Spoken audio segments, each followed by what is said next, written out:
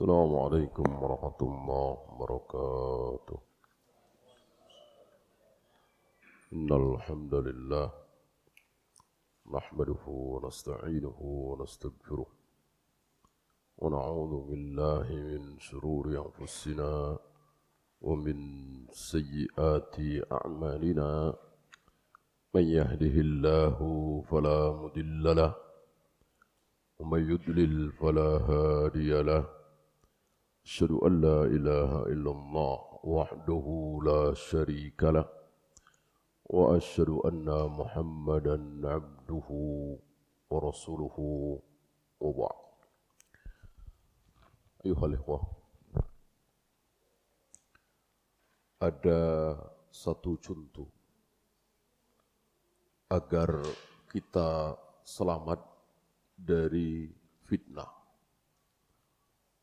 Contoh ini contoh besar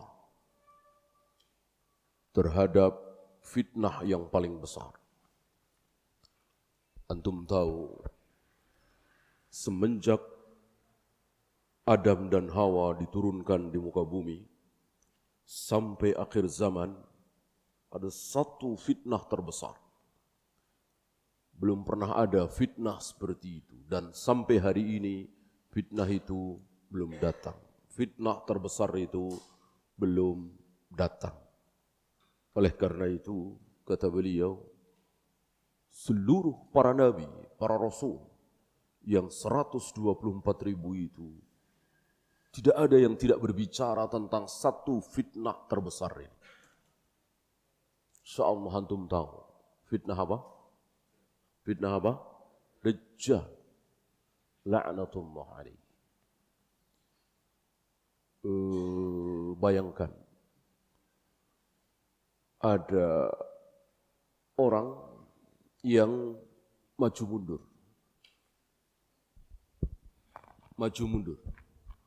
menyembah jangan, yang lainnya menyembah. Itu bisa bandingkan dengan hari ini, di mana ada orang mengaku nabi, diketawain, ditertawakan oleh kaum muslimin, ditertawakan oleh anak-anak kecil.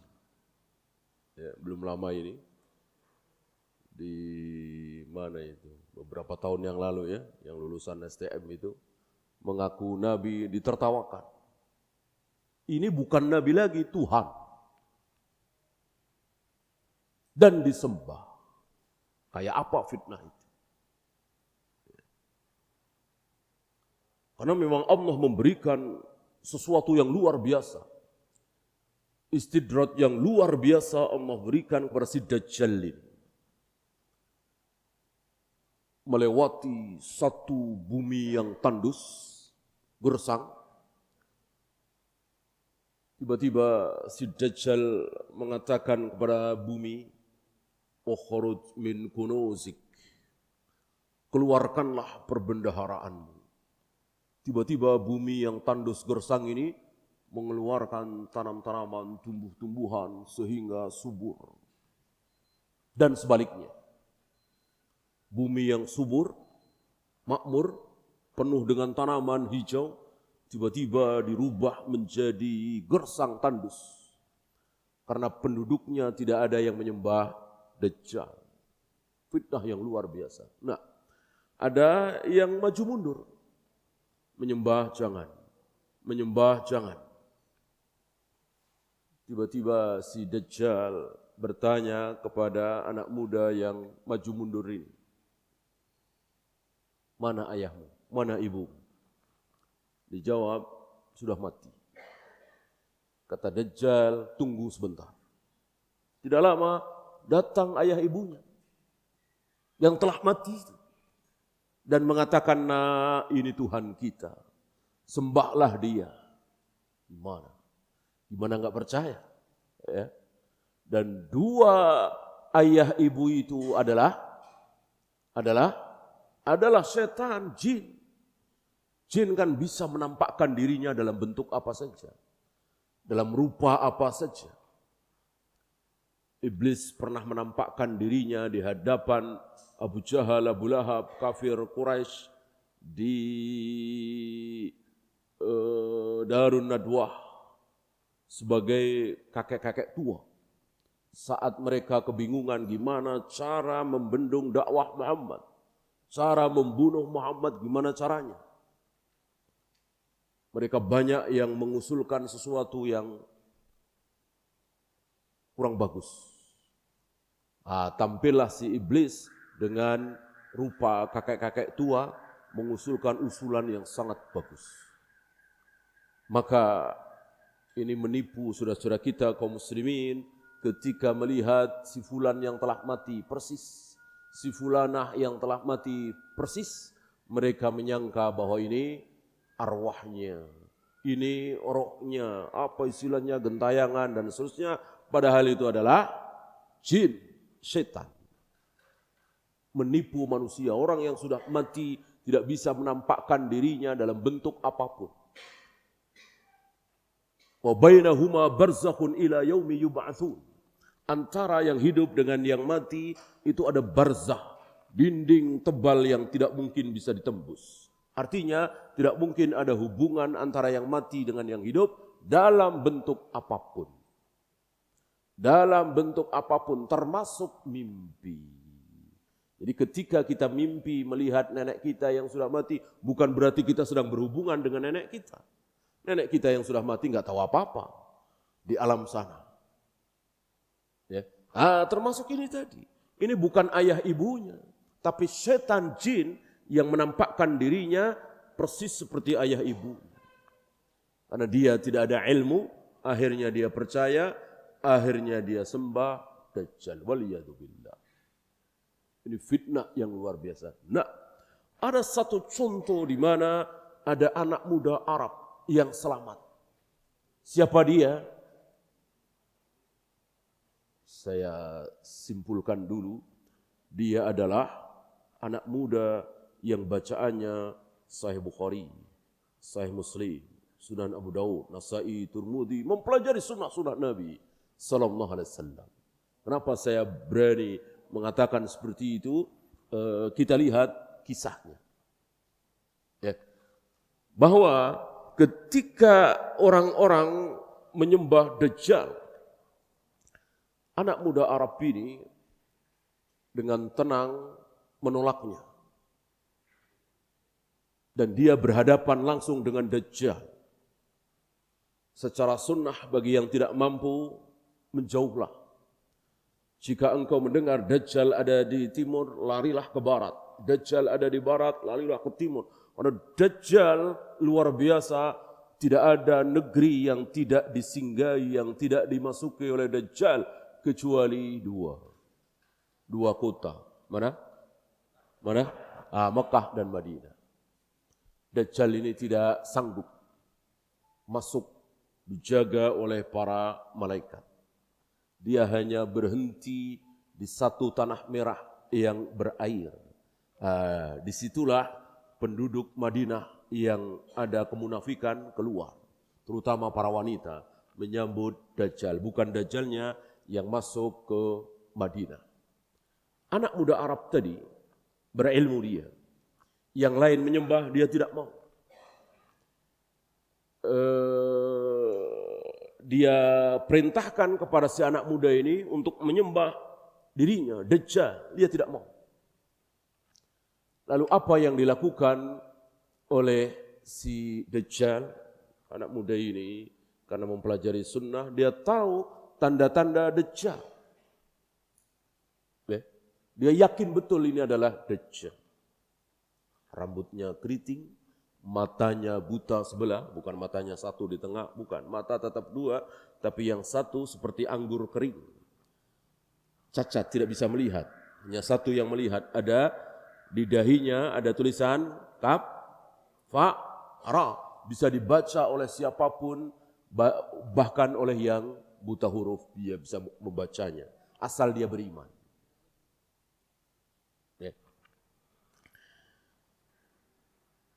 Karena dia tidak mau, maka dibelahlah badan anak muda ini menjadi dua. Diinjak-injak, mati. Setelah mati, anak muda ini, Dajjal ini mengatakan, "Qum, berdirilah." Tiba-tiba anak muda ini berdiri. Hidup lagi. Dajjal mengatakan, "Masih tidak percaya? Kalau aku ini Tuhan? Kalau bukan Tuhan, mana mungkin bisa berbuat seperti ini?" Anak muda ini mengatakan, "Tadi, sebelum engkau perlakukan ini kepadaku, sebelum engkau membunuhku kemudian menghidupkan aku lagi, aku yakin betul bahwa engkau Dajjal. Sekarang aku lebih yakin lagi. Kalau tadi aku yakin, sekarang lebih yakin lagi." Berarti keyakinan itu bertingkat, keimanan itu bertingkat. Berbeda dengan keyakinan orang Murji'ah, keyakinan itu tidak bertingkat. Keimanan itu tidak bisa bertambah, tidak bisa berkurang. Adapun Ahlus Sunnah mengikuti Rasul dan para sahabat, keimanan itu bisa naik, bisa turun, bertingkat. Kita beriman. Abu Bakar beriman, sama. Apakah keimanan kita sama persis dengan keimanan Abu Bakar? Tentu beda. Kalau menurut Murji'ah, sama. Tadi aku yakin betul bahwa engkau Dajjal, si pendusta yang disabdakan oleh Nabi SAW. Sekarang aku tambah yakin. Ya. Aku tambah yakin, aku tidak menyangka kalau anak muda yang disabdakan oleh Nabi adalah aku. Berarti anak muda ini belajar sunnah. Ada di mana Dajjal berambut keriting, mata buta sebelah, tulisan kafara, mirip-mirip Abdul Uzza bin Qattan dan seterusnya. Ada di mana? Ada di Bukhari, Muslim, Abu Daud, Nasai, Tirmidzi. Itu bacaan dia. Bacaan anak muda itu mempelajari sunnah. Dari sini bisa disimpulkan, para imam menyimpulkan bahwa siapa yang ingin selamat dari sunnah, siapa yang ingin selamat dari fitnah, pelajarilah sunnah-sunnah Nabi SAW. Sebagaimana contoh besar anak muda ini. Dia selamat dari fitnah besar karena apa? Dia mempelajari sunnah. Yang lain tidak mempelajari sunnah, maka tidak selamat. Tidak mungkin kita mempelajari Al-Quran. Tidak mungkin kita mempelajari fikih. Tidak mungkin kita mempelajari yang lainnya di luar sunnah. Tidak mungkin. Tidak mungkin. Maka mempelajari sunnah adalah modal besar supaya kita selamat dari fitnah. Lihat saudara-saudara kita yang terkena fitnah Mu'tazilah, Jahmiyah, Jabariyah, Syariah, Maturidiyah. Karena apa? Karena tidak mempelajari sunnah dengan benar. Pondasinya tidak kuat, akhirnya goyah. Oh betul juga ya. Kalau kita gini-gini terus, kapan kita berkuasa? Kapan Islam menang? Kapan Islam jaya? Kalau kita ngaji lagi. Benar juga dia ya. Kita harus ikut ke parlemen, ikut ke kabinet. Terkena dia. Karena dia tidak mempelajari sunnah.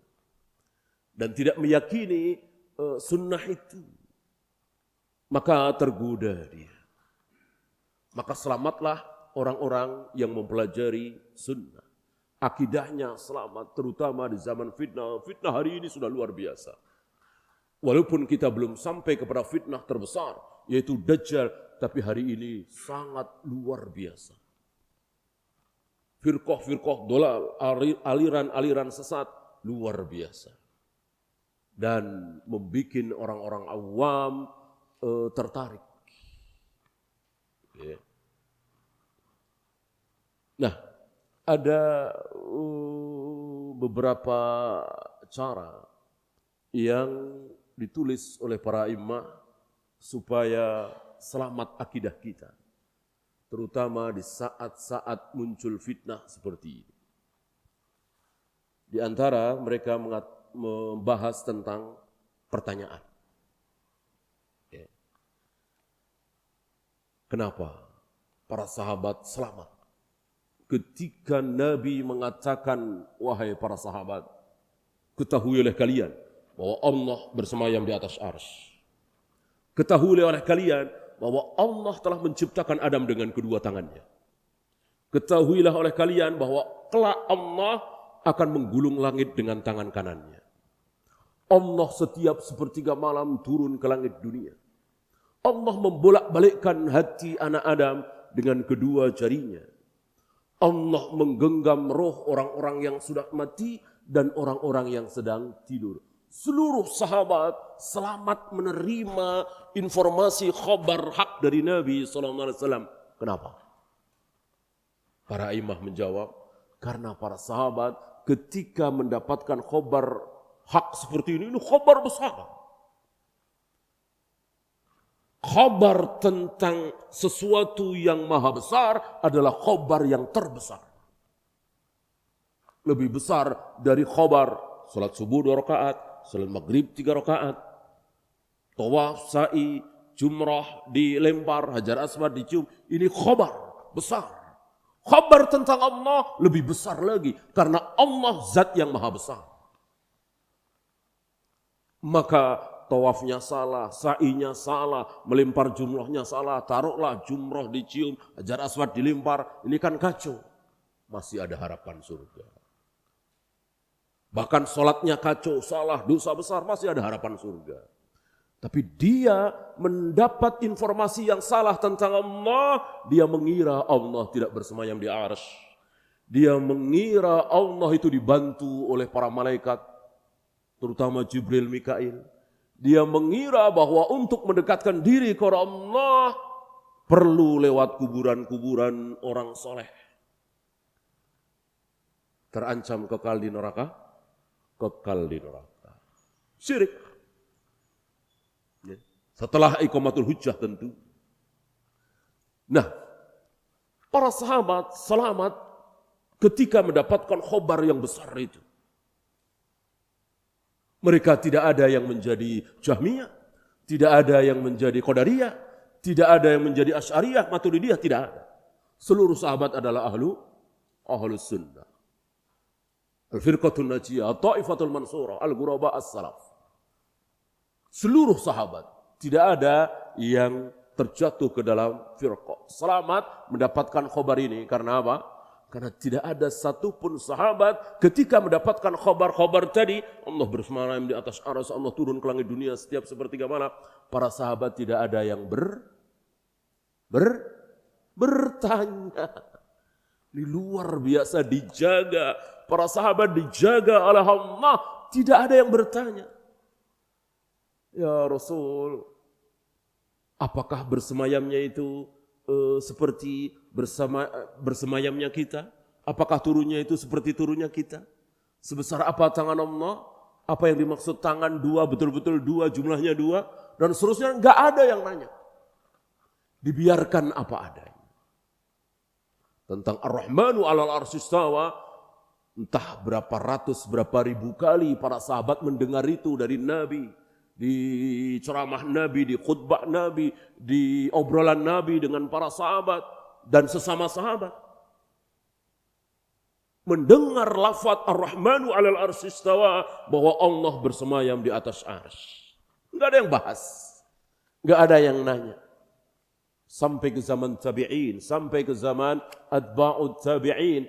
Baru di zaman atba'ut tabi'in, tabaqat pertama atau mungkin tabaqat kedua, yaitu di zaman Imam Malik. Baru muncul pertanyaan buruk. Apa? Kaifal istiwa? Baru muncul. Baikkah? Mana mungkin baik tidak muncul di zaman Nabi, tidak muncul di zaman sahabat. Lau kana khairan lasabakuna ilaihi. Kalau pertanyaan tentang Allah itu baik, tentu sudah dilakukan oleh para sahabat. Tentu para sahabat bertanya, apakah turun yang dimaksud itu turun, betul-betul turun menurut bahasa kita sehari-hari ya Rasul? Apakah Allah betul-betul membolak-balikkan hati manusia dengan jarinya, jari, betul-betul jari? Enggak ada pertanyaan seperti itu. Terima apa adanya, terima maknanya apa adanya, dan diserahkan hakikatnya Sebesar apa, bentuknya seperti apa, kaifiyahnya bagaimana, diserahkan kepada Allah. Wallahu a'lam. Ya. Sementara pertanyaan-pertanyaan lain banyak. Walaupun tidak sebanyak Bani Israel. Ibnu Abbas memuji para sahabat, salah satunya dengan sedikitnya pertanyaan. Dan tidak ada pertanyaan tentang diri Allah. Pertanyaan tentang yang lain, itu pun sedikit. Ibnu Abbas menghitung 12 kira-kira atau 13 yang diabadikan oleh Allah dalam Al-Quran. Bayangkan 23 tahun. Para sahabat bersama dengan Nabi itu 23 tahun. Pertanyaan mereka kepada Nabi yang diabadikan oleh Allah dalam Al-Quran cuma 12 atau 13. Yas'alunaka 'anil khamri wal maisir. Yas'alunaka 'anil ahillah. Yas'alunaka 'anil mahid. Yas'alunaka 'an syahril haram. Ini belasan. 23 tahun. Bandingkan dengan Bani Israel. Baru sekali turun ayat.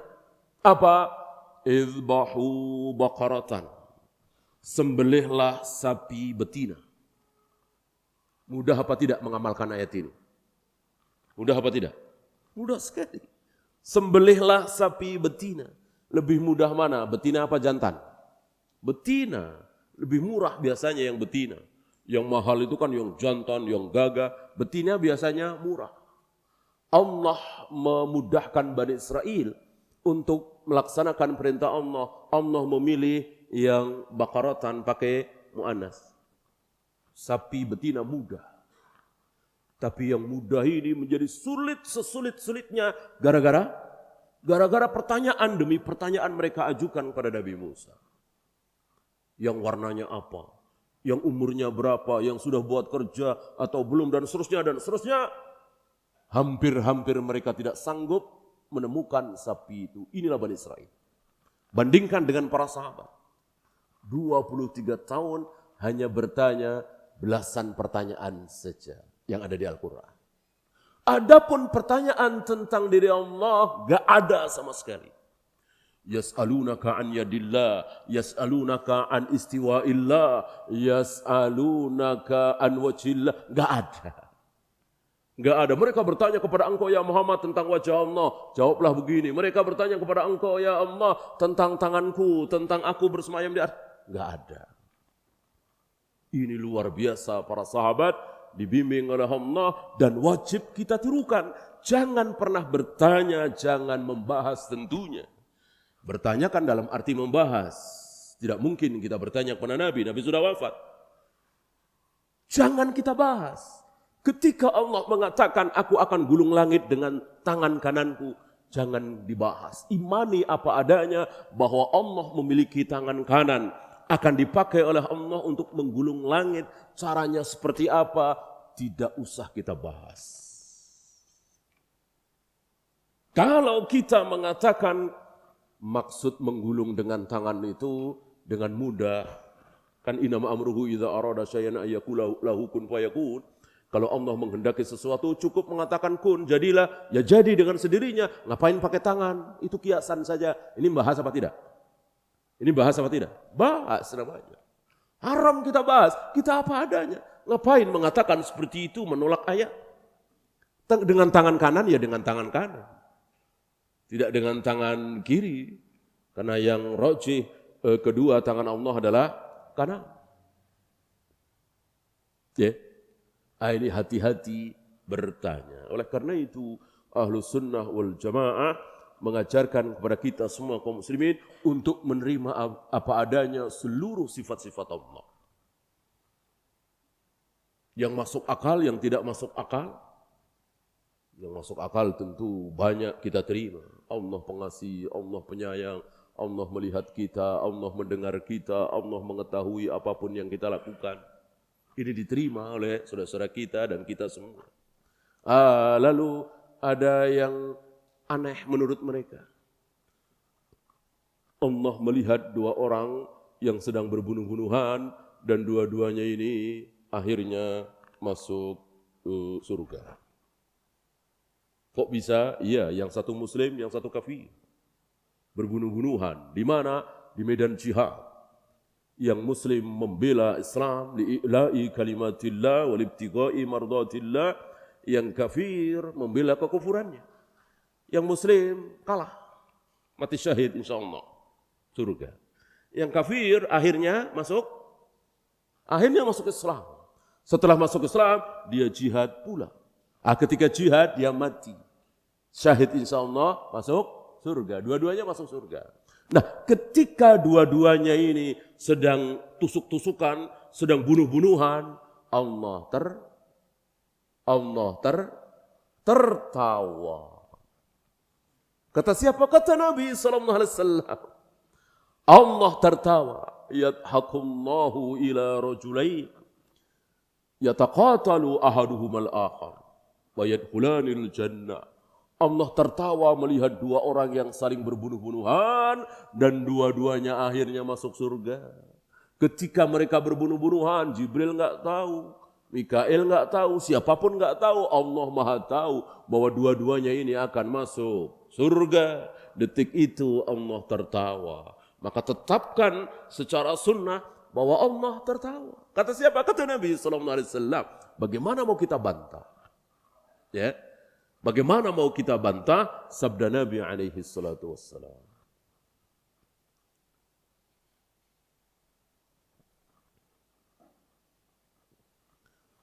Ini hati-hati tentang pertanyaan.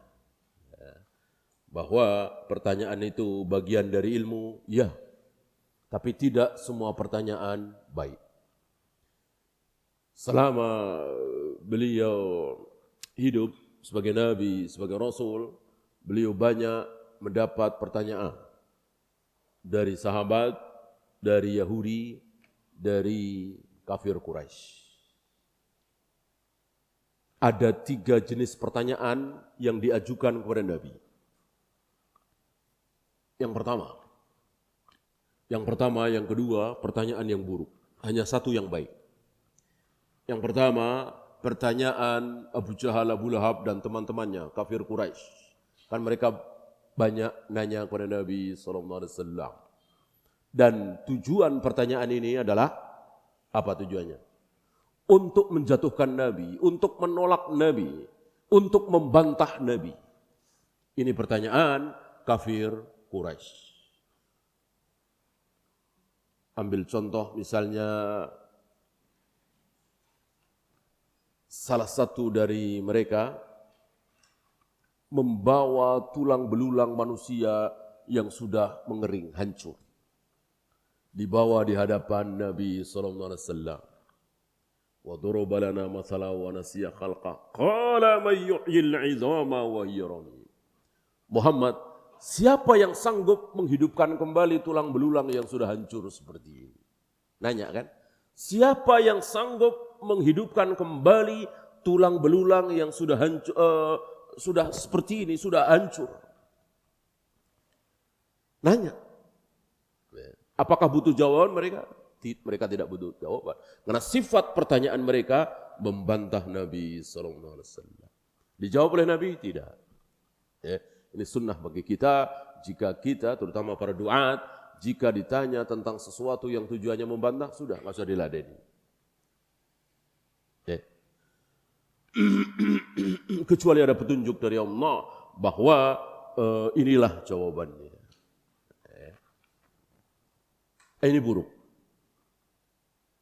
Dan ini menunjukkan bahwa Abu Jahal, Abu Lahab, kafir Quraisy percaya dengan hari kebangkitan. Tapi yang dibangkitkan cuman rohnya saja. Fisiknya tidak. Abu Jahal, Abu Lahab percaya dengan hari kebangkitan. Tapi yang dibangkitkan rohnya saja, fisiknya tidak. Pertanyaan kedua, ini buruk.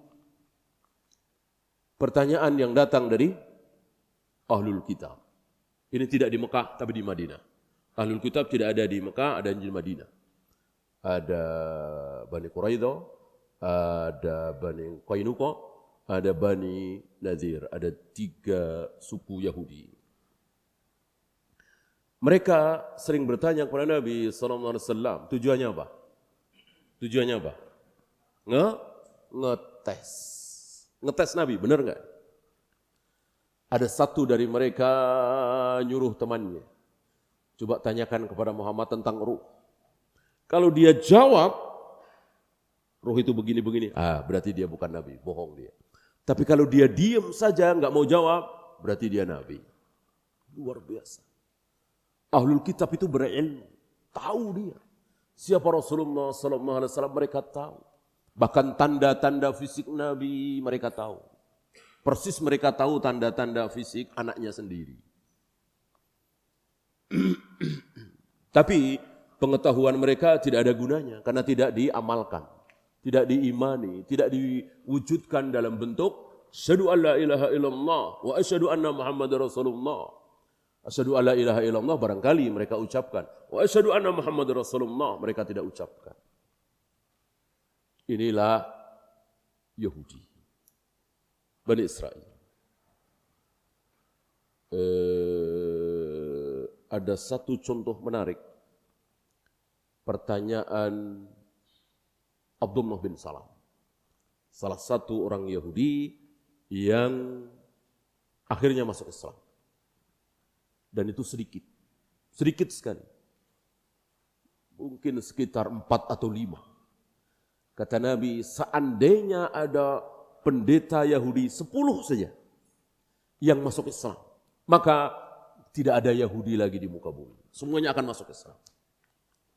Ya. Hanya sedikit sekali.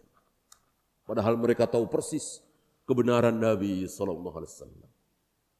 Luar biasa, ini mirip-mirip iblis. Iblis tahu persis kebenaran, tapi tidak diakui. Iblis tahu persis bahwa dirinya akan masuk neraka nanti, biarin. Kesombongan yang luar biasa. Daripada sujud kepada Adam, lebih baik masuk neraka selama-lamanya. Ini gila segila-gilanya. Bodoh sebodoh-bodohnya, nekat senekat-nekat. Berangkat dari kesombongan.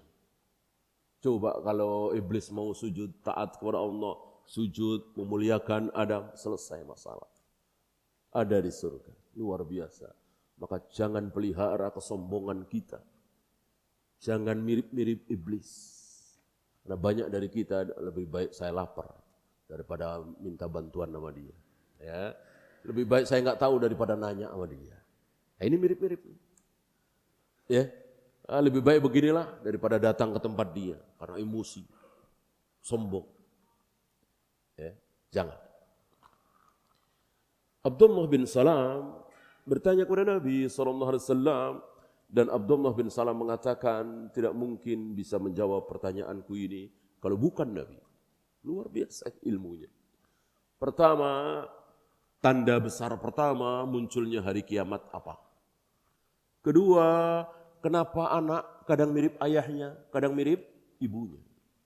Ketiga, hidangan pertama apa yang akan dinikmati oleh ahlu jannah? Orang masuk surga pertama kali dihidangi apa? Ya, semuanya dijawab oleh Nabi dengan wahyu dan membuat Abdullah bin Salam tidak bisa berbuat apa-apa kecuali asyhadu an la ilaha illallah wa asyhadu anna Muhammadar Rasulullah. Sayang hanya beliau dan beberapa temannya, mungkin 3 atau 4. Enggak sampai 10. Ya. Abdullah bin Salam tahu persis kelakuan Yahudi. Maka Abdullah bin Salam berpesan kepada Nabi, ya Rasul, mohon dirahasiakan dulu keislamanku. Jangan sampai Yahudi tahu. Tanyakan dulu terhadap mereka siapa aku. Bagaimana komentar mereka terhadap diriku. Lalu Nabi mengikuti permintaan Abdullah bin Salam. Ketika beliau bertemu dengan orang-orang Yahudi ditanya, Abdullah bin Salam itu siapa? Disanjung setinggi langit. Wa khairuna wa ibnu khairina, dia yang terbaik dari kami. Ayahnya, orang tuanya, keturunannya ke atas, terbaik dari kami, disanjung setinggi langit. Nabi mengatakan, ketahuilah kalian bahwa dia telah masuk Islam. Oh, enggak mungkin begini. Abdullah bin Salam keluar dan membacakan syahadat asyhadu alla ilaha illallah asyhadu anna muhammadar rasulullah, masuk Islam. Antum tahu komentar orang-orang Yahudi? Ya, dibalik sebalik-baliknya. Belum berganti hari, belum berganti jam, baru berubah menit. Ya, yang tadinya menyanjung setinggi langit langsung dicaci maki, direndahkan serendah-rendahnya. Huwa syarruna wa ibnu syarrina. Abdullah bin Salam di kami itu yang paling jelek. Bapak-bapaknya semua jelek semua. Itulah Yahudi. Jadi kalau mau menilai manusia, suka-suka dia. Maka hari ini media-media Yahudi, corong-corong Yahudi mau ngomong apa, jangan kita dengar. Suka-suka mereka. Islam teroris, Islam fundamental, Islam begini, suka-suka mereka, itulah Yahudi. Ya. Jangan sampai kita terkecoh oleh propaganda Yahudi. Ya. Kita menggigit sunnah Nabi dengan gigi geraham.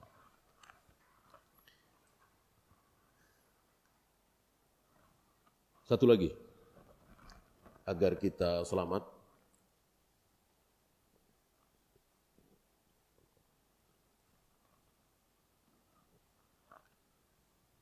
Dari fitnah, agar akidah kita selamat, jangan pernah kita mengembalikan permasalahan kepada manusia. Ketika terjadi perselisihan, beda pendapat, jangan pernah dikembalikan kepada seorang syekh, wali, ulama. Jelas ini melanggar dalil. Wa in tanaza'tum fi syai'in, apa terusannya? Farudduhu ila Allah war Rasul. Jika kalian berbeda pendapat fi syai', ini nakirah lil istighraq, apapun urusan agama ini, kembalikan kepada Allah dan Rasulnya, Al-Quran dan Sunnah. Ini penyakit sebagian kita. Ketika terjadi perselisihan, kata Syekh Hanu begini, kata Syekh Fauzan begini, kata Syekh bin Bas begini, kata Syekh Ali begini. Mana ayatnya bagaimana? Ya kecuali orang awam, baru ngaji. Ini kan sudah berbulan, bertahun ngaji. Masih kembali kata Syekh Anu begini, kata Syekh Fulan begini. Ya, mestinya nih ayatnya, nih hadisnya. Nih ayatnya, nih hadisnya. Ketika beda dengan kata Syekh, enggak peduli. Syekh sekali berapapun bisa benar, bisa salah. Ya. Kesalahan-kesalahan para sahabat, kesalahan-kesalahan para imam, kita tahu. Kesalahan Imam Malik dalam masalah puasa 6 hari di bulan Syawal. Kesalahan Abu Hanifah dalam masalah wali nikah. Kesalahan Ibnu Umar dalam masalah mandi junub wanita. Kesalahan Aisyah dalam masalah sutrah sholat. Bahkan kesalahan Abu Bakar, Umar dalam masalah haji tamattu. Ini kan di depan mata. Artinya siapapun bisa salah apapun. Yang tidak mungkin salah adalah Nabi SAW.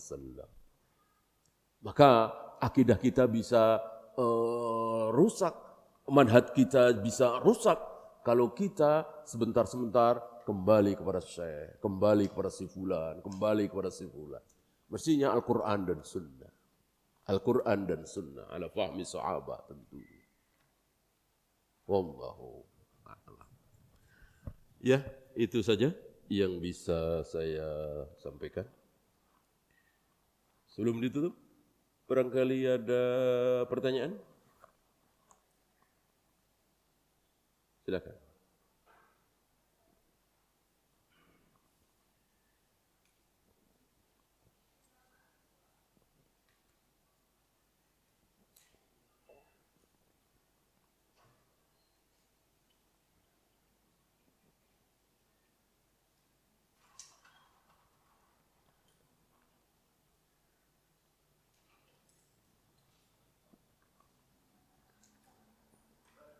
Ya.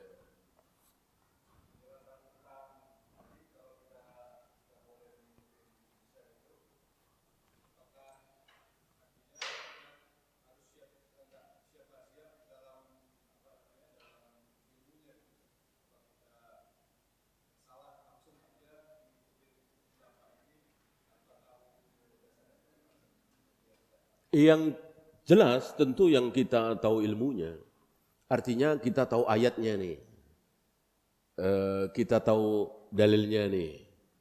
Gitu. Ambil contoh sederhana, misalnya kita tahu misalnya idza mata ibnu Adam in qata amaluhu ila min thalathin. Apabila anak Adam mati, maka terputus semua amalnya, pahalanya kecuali 3 perkara. Ya. Ada seorang syekh yang menambah jadi 4. Ya kita tolak. Kita tahu kan? Kita tahu ya. Ada misalnya seorang syekh yang mengatakan menyembelih kurban bisa untuk orang lain. Gitu. Nah, ini mana nih yang 3 nih menyembelih kurban nih? Kan yang 3 udah jelas. Ilmu yang bermanfaat, anak yang soleh, sedekah jariyah. Ini yang mana nih? Gitu. Apa iya menyembelih kurban itu termasuk sedekah jariyah? Gitu. Kemudian kita tahu bahwa Nabi akikah mengakikahi Hasan, Husain, bukan Ibrahim ya. Ibrahim tidak diakikahi itu di hari ke-7. Di hari ke-7. Dan begitulah para sahabat mengakikahi anak di hari ke-7. Lalu ada seorang syekh yang berpendapat boleh hari ke-1, ke-2 tahun. Ya, kita tahu ini. Kenapa tidak berpegang dengan sabda Nabi? Sudah selesai. Apapun kata syekh, kita berpegang dengan sabda Nabi sallallahu alaihi wasallam. Kecuali kita enggak tahu ilmunya, kita enggak tahu hadis itu, kita enggak tahu idza mata ibnu Adam, ya sudah, kita bertaklid kepada seorang syekh. Bolehkah? Ya boleh, tapi taklid yang salah tentu ada konsekuensi hukum. Beda dengan ijtihad. Ijtihad yang salah mendapat pahala 1. Ijtihad benar dapat pahala 2. Adapun taklid salah tidak dapat apa-apa. Itu. Dan kita menanggung kesalahan itu. Ini kasihannya orang bertaklid. Maka kita harus belajar. Belajar ya, betul-betul belajar dalil qala Allah wa qala Rasul ala fahmi sahabah. Qala Allah wa qala Rasul ala fahmi sahabah. Jangan kita terkungkung oleh madhab. Karena saya bermadhab Hanafi, apapun dari alif sampai ya, saya mengikuti Imam Hanafi. Ini terkungkung namanya. Berarti dia menjadikan Imam Hanafi sebagai nabi. Kami di sini bermadhab Maliki, maka dari alif sampai ya, dari takbir sampai salam, kami mengikuti Maliki. Berarti dia telah menjadikan Imam Malik sebagai nabi. Ya. Dan siapa yang marah pertama kali ketika kita bertaklid buta kepada Imam Syafi'i? Yang pertama kali marah siapa? Imam Syafi'i. Marah sama kita. Ketika kita bertaklid buta kepada Imam Malik, yang pertama kali marah terhadap kita adalah Imam Malik.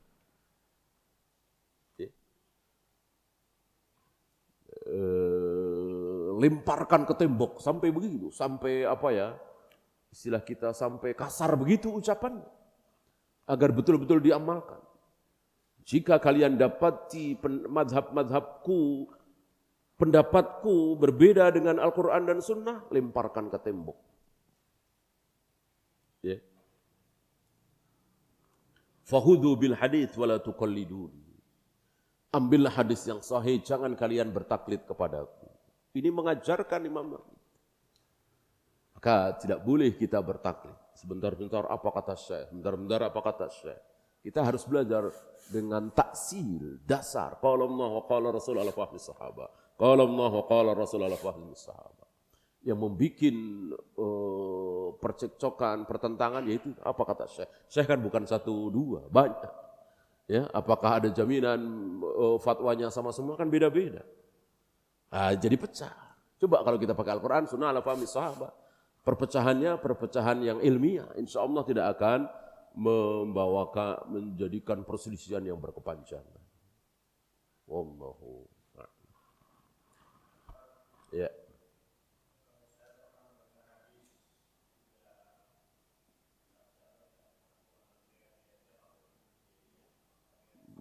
Barang siapa apa? Ya.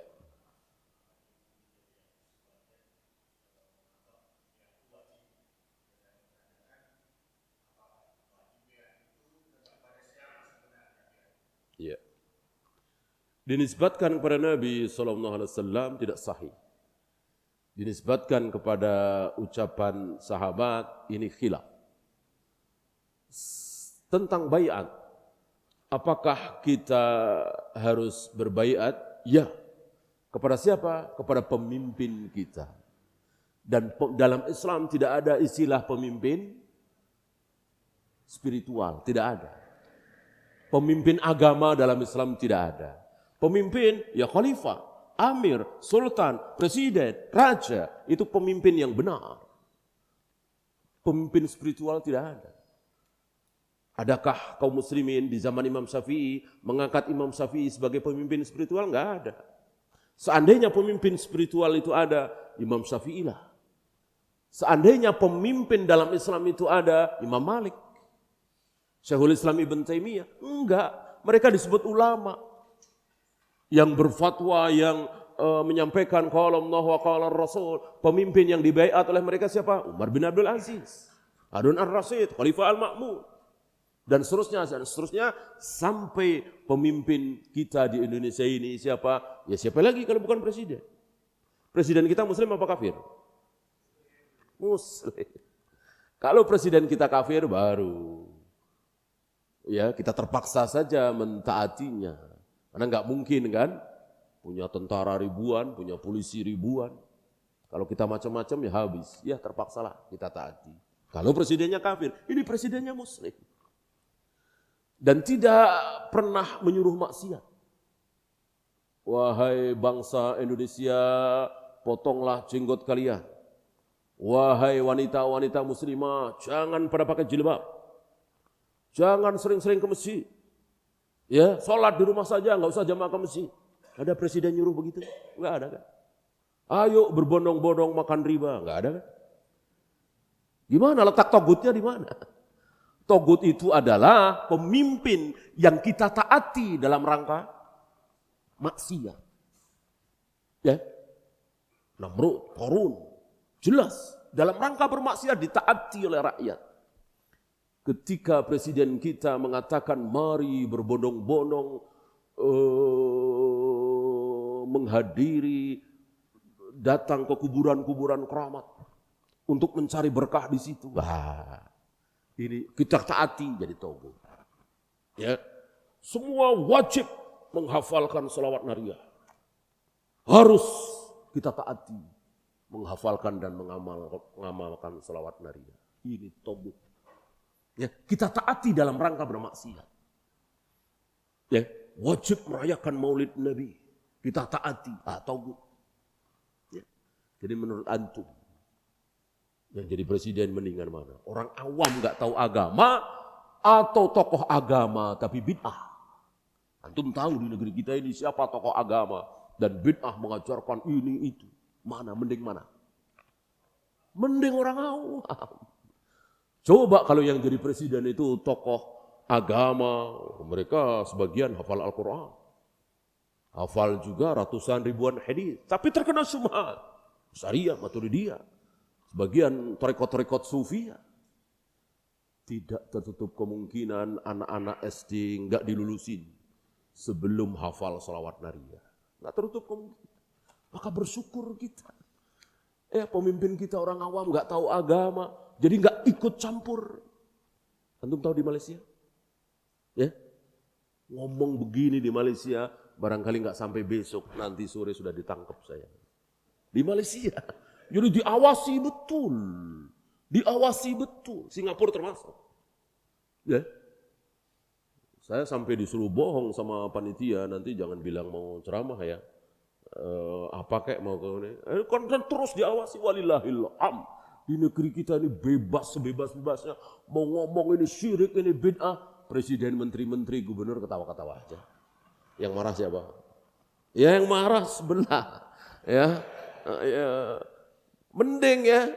Coba kalau yang marah itu Kapolres, Kapolsek, gubernur, wali kota, apalagi presiden, habis kita.